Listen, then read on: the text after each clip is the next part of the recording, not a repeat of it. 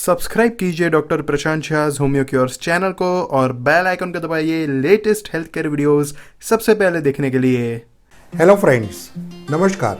स्वागत है आप सभी का हमारी चैनल डॉक्टर प्रशांत शाह होम्यो क्योर्स में। फ्रेंड्स, मेरी क्लिनिकल प्रैक्टिस में बहुत ही कॉमनली एक डिसीज़ मैंने देखा है, वो है कॉन्स्टिपेशन। हर 10 में से 1-2 पेशेंट को ये तकलीफ रहती है। हर परिवार में 1 से 2%, 3% को ये तकलीफ रहती है। आज हम लोग इस एपिसोड में कॉन्स्टिपेशन के बारे में ही बात करेंगे, मतलब कब्ज़ क्या है उसकी पूरी डिटेल जानेंगे। लास्ट में देखेंगे इसके बेस्ट और मोस्ट इफेक्टिव होम्योपैथिक के बारे में। तो जुड़े रहिए मेरे साथ आखिर में इस वीडियो तक। So let's begin.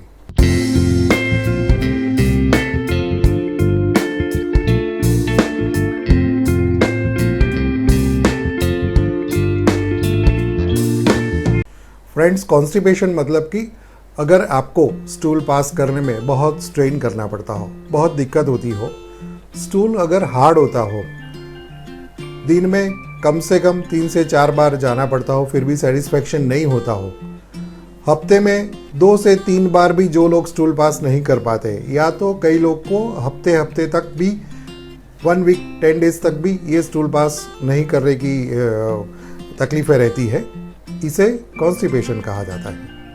Friends, constipation के सिम्टम्स के बारे में देखें तो मैंने पहले ऑलरेडी आपको बताया कि स्टूल बहुत ही हार्ड होता है। स्टूल पास करने में बहुत ही तकलीफ रहती है, बहुत स्ट्रेन करना पड़ता है, वहाँ तक कि कई बार इसको मैकेनिकली भी निकालना पड़ता है, किसी को फिंगरिंग करके उसको स्टूल को निकालना पड़ता है। इतना ज़्यादा स्ट्रेन करना पड़ता है कई बार, या तो फिर बहुत ही ज़्यादा स्टूल हार्ड हो जाता है, ड्राई होता है। साथ में कई बार 3 से 4 बार या उससे ज़्यादा बार भी फ्रीक्वेंसी होता है स्टूल पास करने की। 3, 4, 5 बार पास करने के बाद भी ऐसा लगता है कि हमें सेटिस्फेक्शन नहीं है स्टूल पास कर रहा है, हमें अभी पेट साफ नहीं हुआ है, और भी 1-2 बार जाए तब पेट साफ होगा, सेटिस्फेक्शन तभी होगा, ऐसा फील करते हैं। कई बार पेट में दर्द भी होता है, पेट फूला फूला महसूस होता है, ब्लोटिंग फील होता है पेट में। कई बार ऐसा लगता है कि पेट बहुत ज़्यादा फूल गया हो, पेट बड़ा हो गया हो, ऐसा महसूस होता है। भूख नहीं लगती है कई बार कॉन्स्टिपेशन के कारण से, पेट पे जैसा ऐसा लगता है कि अनाज पड़ा है, अभी खाना वैसे ही पड़ा है। 1-2 रोटी या थोड़ा हल्का खाना खाते तो भी ऐसा लगता है कि पेट में बहुत हैवी हो गया हमको। कई बार ब्रीदिंग में हमको बैड स्मेल भी आती है, क्योंकि कॉन्स्टिपेशन के कारण से हमारा स्टूल अंदर ही रहता है, उसके कारण से हमारे ब्रीदिंग में उसकी बैड स्मेल आती है। कई बार बहुत स्ट्रेन करने के कारण से बैक पेन भी होने लगता है। साथ में अनईजीनेस भी होता है, कई बार पर्सपिरेशन भी, पसीना भी ज़्यादा हो जाता है, बहुत स्ट्रेन करने के कारण से ये सब तकलीफें रहती है। ये सब जानने के बाद आपको ये सवाल मन में आता होगा, ऐसा क्यों होता है? इसका मेन रीज़न है फाइबर्स डाइट। फाइबर्स डाइट मतलब कि हम लोग को ऐसा खाना खाना चाहिए जिसमें से सबसे ज़्यादा फाइबर्स मिले। हम लोग को रेगुलर ग्रीन वेजिटेबल्स खाना चाहिए, हरी पत्ते वाली सब्जी खाना चाहिए, फ्रूट्स खाना चाहिए, वेजिटेबल्स सभी प्रकार के खाना चाहिए। ये सब खाने में से हमको फाइबर्स ज़्यादा मिलता है। फाइबर्स का मेन काम है, हम जो खाना खाते हैं वो फूड पाइप से जाता है, हमारे स्टमक में जाता है, इंटेस्टाइन में जाता है। ये सब खाना आगे ले जाने का काम करता है। इंटेस्टाइन में, आंतों में खाना फाइबर्स के माध्यम से ग्रेजुअली आगे बढ़ता है। लेकिन आप जानते हैं हमारे खाने की लाइफस्टाइल बदल गई है आजकल। हम लोग मैदा वाला खाना ज़्यादा खाते हैं, फ्राइड फूड ज़्यादा खाते हैं, और काफ़ी ऐसी चीज़ें खाते हैं जिसमें फाइबर्स कम मिलता है। तो क्या होता है, फाइबर्स कम मिलता है तो खाना ठीक से आगे नहीं जाता है और खाना वहीं पड़ा रहता है, और इसके कारण से भी कॉन्स्टिपेशन होने की संभावना रहती है। इसका दूसरा बड़ा कारण है जो लोग पानी कम पीते हैं। दिन में कम से कम 3 से 4 लीटर पानी पीना चाहिए। पानी कम लेने के कारण से हमारा स्टूल हार्ड हो जाता है, ड्राई हो जाता है, और स्टूल पास करने में तकलीफ होती है। ये भी एक कारण कॉन्स्टिपेशन का है। साथ में जो लोग ज़्यादा एक्सरसाइज करते हैं, बहुत एक्सरसाइज करने से स्वेटिंग ज़्यादा होता है, पर्सपिरेशन ज़्यादा होता है, इसके कारण से भी बॉडी में डिहाइड्रेशन होता है और कॉन्स्टिपेशन होने की संभावना ज़्यादा रहती है। जो लोग एक्सरसाइज कम करते हैं, जो लोग की सेडेंटरी लाइफ है, जो लोग ज़्यादा ऑफिस में लंबे टाइम बैठते हैं कई लोगों के प्रोफेशन भी ऐसे होते हैं कि लंबे समय बैठना होता है, ऑफिस में लंबे समय बैठना होता है। इन लोगों में भी ये कॉन्स्टिपेशन होने की संभावना ज़्यादा रहती है। फास्ट फूड ज़्यादा लेते हैं जो लोग, उनमें भी ये संभावना ज़्यादा होती है। मेंटल स्ट्रेस जो लोगों को ज़्यादा होता है, एंग्जाइटी बहुत रहती है, इन लोगों को में भी कॉन्स्टिपेशन होने की संभावना ज़्यादा रहती है। ओल्ड एज भी एक कारण है।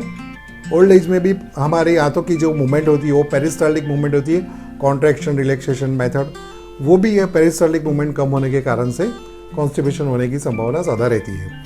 कई डिसीज़ होते हैं जैसे कि डायबिटीज़ है, हाइपोथायरॉयडिज्म है, ब्लड प्रेशर है, साथ में कई बार IBS भी होता है, इरिटेबल बाउल सिंड्रोम, ये कारण से भी कॉन्स्टिपेशन होने की संभावना ज़्यादा रहती है। कई मेडिकेशन ऐसी होती है जैसे कि आजकल दर्द होता है तो फ़ौरन गोली खा लेने की जो आदत है, दर्द हुआ दर्द की गोली खा लो, दर्द शामक दवाई खा लो, NSAIDs जिसको हम लोग बोलते हैं। कई लोगों की नींद की गोली खाने की आदतें होती है, स्लीपिंग पिल्स जिसे कहते हैं। ये सब प्रकार की दवाई, जो लोग हाइपर एसिडिटी की दवाई भी बार बार खाते हैं, तो ये सब दवाई भी कॉन्स्टिपेशन क्रिएट करने में मदद ज़्यादा करती है। कई लोग को कॉन्स्टिपेशन थोड़ा सा भी होता है या तो कॉन्स्टिपेशन जैसा महसूस होता है, वो लोग भी लैक्सेटिव मेडिसिन लेते हैं।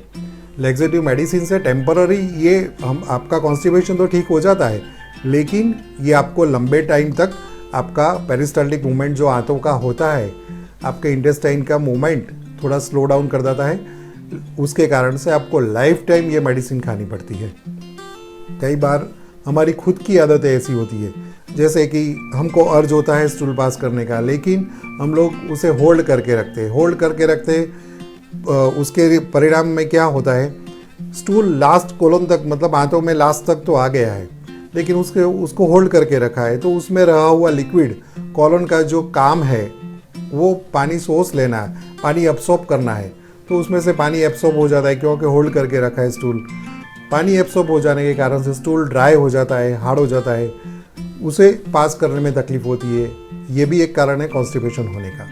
इसके कारण में आगे देखें तो कई लोगों को सुबह उठ के टोबैको च्यू करने की आदत होती है, गुटखा खाने की आदत होती है, स्मोकिंग करने की आदत होती है, किसी को बीड़ी या सिगरेट तो पीना ही चाहिए, तभी स्टूल पास होने की संभावना वो लोग फील कर सकते हैं। कई लोगों को मॉर्निंग में बेड टी पीने की आदत होती है, कई लोगों को कॉफ़ी पीने की भी आदत होती है। ये कारण से भी कॉन्स्टिपेशन होने की संभावना ज़्यादा रहती है। ड्यूरिंग प्रेगनेंसी भी कई लोगों को ये तकलीफ होती है। प्रेगनेंसी कंप्लीट होने के बाद, आफ्टर प्रेगनेंसी भी कई लोगों को ये तकलीफ होने की संभावना रहती है। साथ साथ में किसी को डेयरी प्रोडक्ट्स लेने के कारण से भी तकलीफ होती है, किसी को डेयरी प्रोडक्ट से डायरिया भी होता है, वो अलग पेशेंट्स होते हैं। लेकिन कई पेशेंट्स को डेयरी प्रोडक्ट्स जैसे मिल्क है, मिल्क प्रोडक्ट्स है, दही है, छाछ है, पनीर है, ये सब चीज़ लेने से भी लोगों को कॉन्स्टिपेशन होने की संभावना ज़्यादा रहती है। ये सब जानने के बाद आपको डेफिनेटली ये पता तो चला होगा कि कॉन्स्टिपेशन ये लाइफस्टाइल डिजीज़ है। अगर आपकी लाइफस्टाइल करेक्ट करते हैं, इसको थोड़ा ठीक करते हैं, तो आपको कॉन्स्टिपेशन होने की संभावना बिल्कुल कम रहती है या तो होता ही नहीं है। इसमें आपको फाइबर्स डाइट ज़्यादा बढ़ाने की ज़रूरत है। अगर आप ऑफिस में जाते हैं, फुल टाइम वर्क करते हैं, घर से बाहर रहते हैं, तो आपको आपके लंच में या तो डिनर में फाइबर्स डाइट ज़्यादा लेना चाहिए। पत्ते वाली सब्जी, ग्रीन वेजिटेबल्स, सलाड्स, फ्रूट्स ज़्यादा बढ़ाना चाहिए। आपको वाटर इंटेक ज़्यादा लेना चाहिए।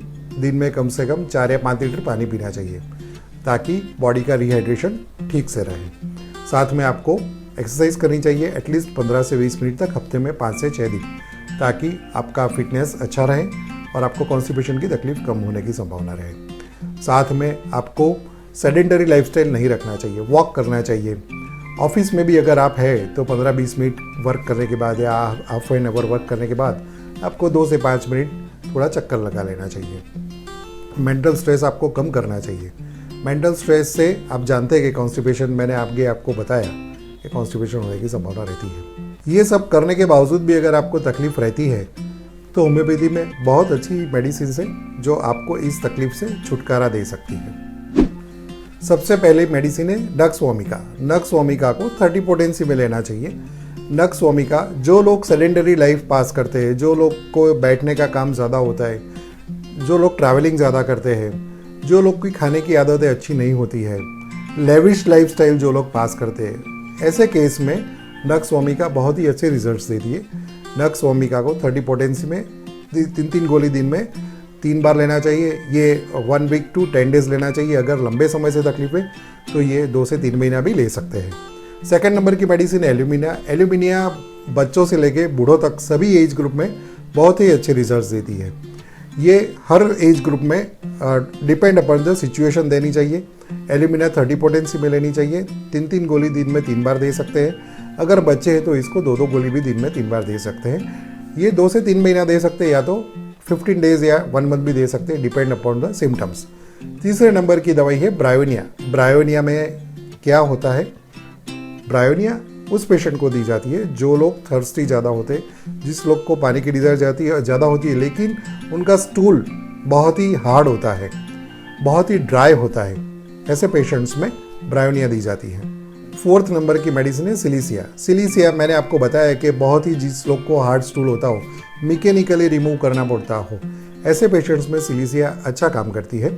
सिलीसिया को 30 पोटेंसी में लेना चाहिए। 3 गोली दिन में 3 बार लेना चाहिए। ये भी एटलीस्ट 2 to 3 मंथ्स लेना चाहिए। अगली मेडिसिन है मेरी प्लम्बम मेटालिकम। मैंने एक बात ऑलरेडी आपको बताई कि जिन लोग को हफ्ते या 10 दिन तक स्टूल पास करने की अर्ज नहीं होती है, ऐसे केस में ये मेडिसिन बहुत ही अच्छे रिजल्ट्स देती है। बहुत ही सीवियर हार्ड स्टूल हो, हफ्ते या 10 दिन तक मन नहीं होता हो, इच्छा नहीं होती हो कि स्टूल पास करने जाना है, तो ऐसे केस में प्लम्बम मेटालिकम 30 पोटेंसी में दिन में 3 गोली 3 बार दे सकते हैं। ये भी 2 से 3 महीना ले सकते हैं। ये सभी मेडिसिन के रिजल्ट्स काफ़ी अच्छे हैं। इसके अलावा भी काफ़ी होम्योपैथिक में अलग अलग रिजल्ट्स देने वाली, अच्छे रिजल्ट्स देने वाली मेडिसिन है, लेकिन डिपेंड अपॉन द सिम्टम्स। आपके सिम्टम्स किस तरह है उस प्रकार वो मेडिसिन उसमें सिलेक्ट की जाती है। इसके लिए आपको नज़दीक में किसी होम्योपैथिक डॉक्टर को मिलना चाहिए, या तो अगर आपको कोई समस्या है तो मुझे कंसल्ट कर सकते हैं। मेरे ऑनलाइन कंसल्टेशन फैसिलिटी अवेलेबल है। उम्मीद करता हूं कि कॉन्स्टिपेशन यानी कि कब्ज़ के बारे में आपको पूरा फंडा क्लियर हो गया होगा। पूरे ख्याल में जो भी कन्फ्यूज़न था वो सब क्लियर हो गया होगा। अगर मेरा ये एपिसोड आपको पसंद आया हो तो इसको लाइक कीजिए, शेयर कीजिए, सब्सक्राइब कीजिए, साथ में बेल आइकन का बटन है वो भी प्रेस कीजिए, ताकि जब भी मैं ऐसे हेल्थ केयर के वीडियोस आगे आने वाले दिनों में रखूं, नोटिफिकेशन आपको फ़ौरन मिल जाए। So stay connected, be healthy, live healthy. मिलते हैं अगले वीडियो में। Thank you very much.